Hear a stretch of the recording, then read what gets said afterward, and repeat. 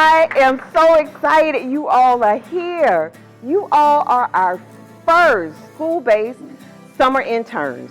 This is huge with growing our own teachers. We don't have as many students going into education as we used to, so it's important for us to identify our young people who want to be teachers or think they might become teachers, to nurture them so they come right back to Palm Beach County. Whether you go on to teaching or go on to another field, this experience should feed you and give you what you need to make it to that next level.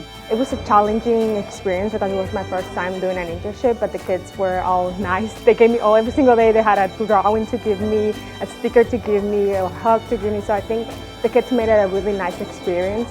What I learned the most is how to keep up with the energy of a classroom. Getting a practice on getting to know a lot of people and to manage a classroom of that size was really important. Hopefully your experience this summer is one that will go with you a long way. Everything that they've done in the experience this summer is going to be something that they are able to walk away with. That's going to help them. They're going to be able to transfer those skills that they've been involved in and learned over the summer.